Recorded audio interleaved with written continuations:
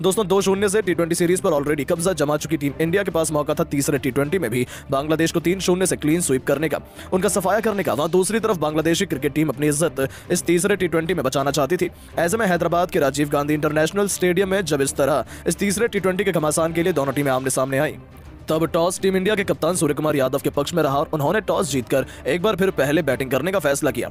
Team India को एक बार फिर विस्फोटक शुरुआत दिलाने के लिए अभिषेक शर्मा के साथ संजू सैमसन की खतरनाक जोड़ी मैदान में उतरी थी, जो पिछले मैच की गलती को नहीं दोहराना चाहते थे। दूसरी तरफ एक बार फिर बांग्लादेश की तरफ से स्पिन के जादूगर मेहंदी हसन मिराज पहले ओवर में ही अपना जलवा दिखाने के लिए आए थे। पहले 4 गेंद पर तो उन्होंने लाजवाब बॉलिंग करी, दोनों बल्लेबाजों को बांधे रखा। हालांकि 5वीं गेंद पर अभिषेक शर्मा ने कवर को चीरते हुए गोली की तरह एक शानदार चौका लगाया और अपने तेवर बांग्लादेश को दिखाए। बावजूद उसके पहले ओवर में टीम इंडिया 7 रन बना पाई थी, लेकिन दूसरे ओवर में तो सीधे संजू सैमसन ने बांग्लादेशी गेंदबाजों पर धावा ही बोल दिया।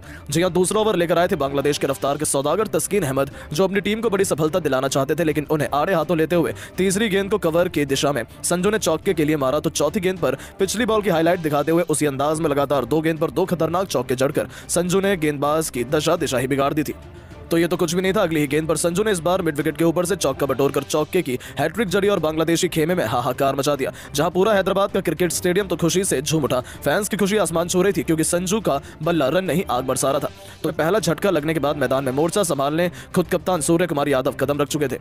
हालांकि पहली गेंद सीधा उनके पैड पर लगी और बांग्लादेश ने विकेट के लिए जोरदार अपील करी। उन्होंने रिव्यू भी लिया, लेकिन उनकी ये चालाकी उन पर ही भारी पड़ी, जहां उनका रिव्यू भी गया और सूर्या को एक नया जीवनदान भी मिल गया। और फिर बांग्लादेश के जख्मों पर नमक छिड़कते हुए सूर्या ने अगली ही गेंद पर विकेट के पीछे अपना 360 अंदाज दिखाते हुए एक जोरदार छक्का लगाया और अपने खतरनाक इरादों से बांग्लादेश को रूबरू करवा दिया।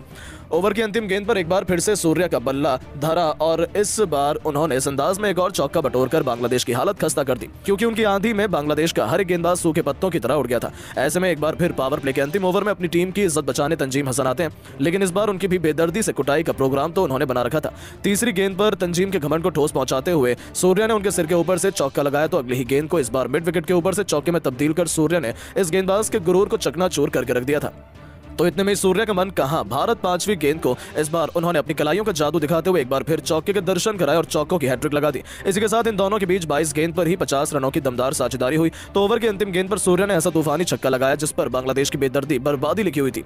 इसी के साथ 6 ओवर में टीम इंडिया ने 82 रन ठोक डाले थे और ये तो केवल ट्रेलर था। जिस तरीके से बल्लेबाजी हो रही थी उसे देखकर यह कहना गलत नहीं था कि वो आसानी से 220 से 240 रनों का लक्ष्य बांग्लादेश को दे सकती है, और बांग्लादेश तो अभी से ही ये मुकाबला हार गई है, इसमें तो कोई दो राय नहीं है। लेकिन दोस्तों, अब आपको सूर्या और संजू की ये बैटिंग कैसी लगी, अपनी कीमती राय नीचे कमेंट करके जरूर बताइएगा। और ऐसी शानदार खबरें सबसे पहले जानने के लिए हमारे वीडियो को लाइक और चैनल को